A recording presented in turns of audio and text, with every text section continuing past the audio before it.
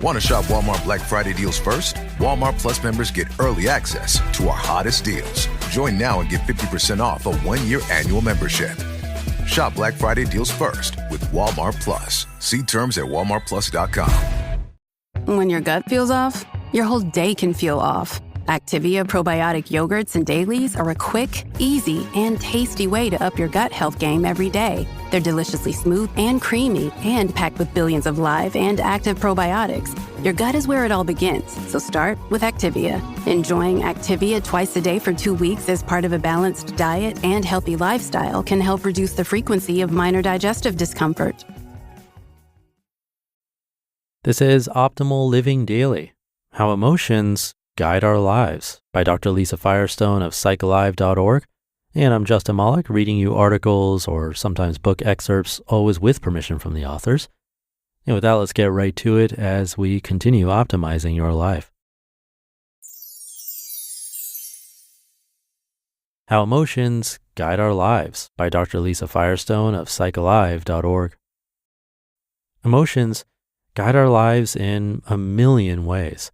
Whether we're inclined to hide and avoid or ponder and express them, most of us don't realize the extent to which they are driving our thoughts and behavior. Exploring our emotions is a worthy endeavor for anyone hoping to know and develop themselves, build healthy relationships, and pursue what they want in life. Recent research has even suggested that emotional intelligence is more important than IQ, showing that it predicts over 54% of the variation in success in relationships, health, and quality of life. Our emotions can offer us clues into who we are as well as how we've been affected by our history. Many of our actions are initiated by emotion, which leads to the natural question of what emotions are being surfaced and why. Which of these emotions are adaptive and maladaptive? Which may be triggered by the present but rooted in our past? Recently, I had the privilege of developing an e-course, The Power of Emotion, with Dr. Les Greenberg, the primary originator of emotion-focused therapy. Dr. Greenberg suggests we, quote, need to live in mindful harmony with our feelings, not attempt to control them, end quote. Much of that harmony comes from understanding our emotional reactions and distinguishing when our emotions are primary or secondary in nature, as well as when they are adaptive or not. The primary emotions are our first emotional reaction. They're often followed by more defended secondary emotion. Sometimes we're only consciously aware of the secondary emotion, the anger that covers up feeling hurt, the embarrassment overpowering our sadness, or the anxiety masking a deeper fear. For example, if our partner doesn't show up for us or lets us down in some way, we may feel righteous and enraged. We may stonewall or erupt in our next interaction with him or her. However, if we look at our initial reaction, our primary emotion, we may recognize that we had more vulnerable feelings, such as feeling hurt, unwanted, or ashamed. These primary feelings give us a glimpse into our needs. When we allow ourselves to get in touch with them, we can then express them to our partner, and we're more likely to generate a very different reaction because we're allowing them to feel for us. Primary emotion, quote, is not the stale resentment followed by resignation at remembering being overlooked for a promotion 2 years ago. Neither is it the sense of complaint that comes from unresolved hurt. That's from Greenberg in his book, Emotion-Focused Therapy. Quote, instead, it's a vital feeling that often leaves the person feeling very open and perhaps vulnerable, end quote.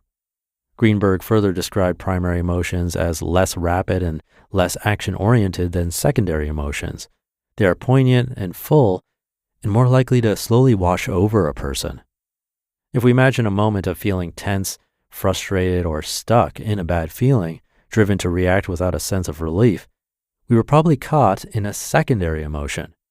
However, if we were able to access the deeper, more vulnerable feeling, perhaps a want or a need or a core feeling of sadness or shame, we were then experiencing a primary emotion. Initially, we may have noticed the feeling building, but then easing like a wave. When we allow ourselves to feel a primary emotion, we often experience relief. We aren't necessarily inclined to act. Instead, we feel more in touch with ourselves softened, yet more alive. Primary emotions can be either adaptive reactions to the moment or maladaptive reactions based on schemas from our past. Maladaptive primary emotions may be sparked by current events, but they're tied to a way we felt early in our lives. For example, if we were seen or treated like we were unintelligent or incapable in our family, being called stupid or related to as if we're incompetent in the current day can trigger us to feel deeply pained or ashamed. However, before we can acknowledge this pain or shame, we're swept up in a secondary emotion like anger, resentment, or defensiveness. According to Dr. Greenberg, we can identify the thoughts that generate our maladaptive emotional reactions. We may experience what I often refer to as a critical inner voice, a negative internal commentary that tells us things like, "You made such a fool of yourself. Look at how they're looking at you. They all think you're an idiot. You should just get out of here." This destructive inner coach often gets louder when we feel triggered emotionally. These critical thoughts can drive us to feel a range of emotions that are painful and maladaptive, which contribute to self-defeating behavior like holding ourselves back, turning to psychological defenses, or pushing away loved ones. The maladaptive secondary emotions can also lead us to react in ways that are not in our best interest, lashing out to defend ourselves, acting resentful or enraged, driven by thoughts like, "How dare they treat you that way? That was so disrespectful. Who do they think they are to talk to you like that?" Our maladaptive emotions are based on past schemas. Although they are not an accurate reflection of who we really are, when we fail to identify these emotions, we may feel stuck living in their shadows. The ironic comfort of their familiarity can even cause us to distort ourselves and others or provoke reactions in scenarios that recreate the emotional climate to which we're accustomed. We may relate to others based on these old feelings rather than what's really going on or what we really want. The good news is we can transform our emotions to become adaptive. Maladaptive emotions often leave us feeling stuck as if they're unresolvable, but if we can get to the underlying emotion from old schema, we can feel the feelings, gain insight into the need underlying the emotion, and take actions to get the need met. We can do this by asking a partner or someone close to us to meet our need, or, if necessary, by soothing ourselves. We can take our side by challenging our critical self-attacks and thereby offering ourselves compassion and love. We can be more willing to feel our sadness, anger, or the deeper primary emotions that make us feel more connected to ourselves. We can feel our feelings rather than suppressing them and allowing them to silently dictate our lives. When we live in harmony with our emotions, we become more in touch with who we are. We gain insight into the real core emotions that are causing our reactions, and we can be the one at the wheel choosing our actions. Feeling is an adaptive mechanism to give us critical information. By focusing on emotion with compassion and curiosity, we can discover who we are and what we want. As Dr. Greenberg put it, people can find the gem of their adaptive, essential self.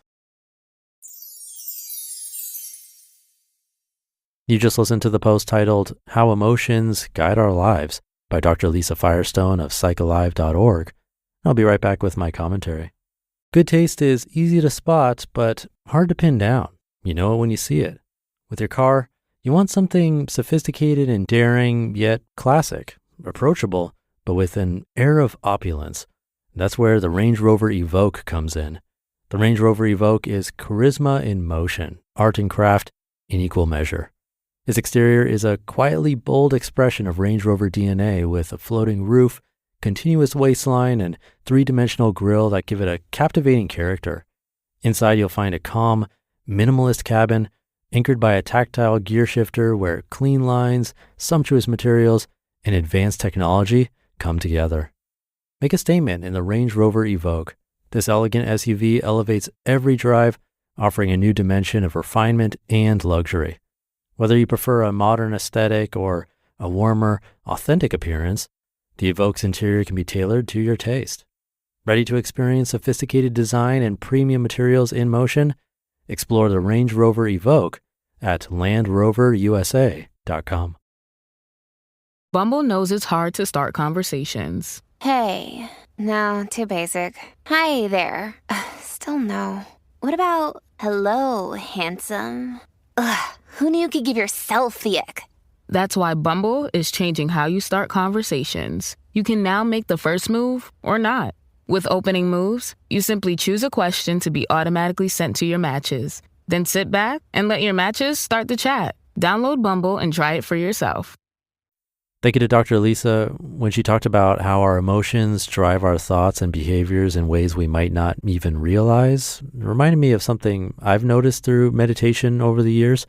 I used to think I was pretty self-aware and not very emotional, but after spending hours meditating, sometimes up to 8 hours a day at retreats, I started noticing just how many emotions were actually going on under the surface. And it's so true. Anger might actually be covering up feeling hurt. I could definitely relate to this personally, and meditation has helped me create that little space between feeling something and reacting to it. It's like having a pause button that lets you ask, wait, what am I really feeling here? And I don't want this to sound like you need to meditate for hours to figure this stuff out. That's definitely not the case. Even just taking a minute to check in with yourself can help. I've actually started doing this every morning, just a quick check-in to see what's going on in my mind and body. And journaling can be great for this too, something I've mentioned many times before on this show.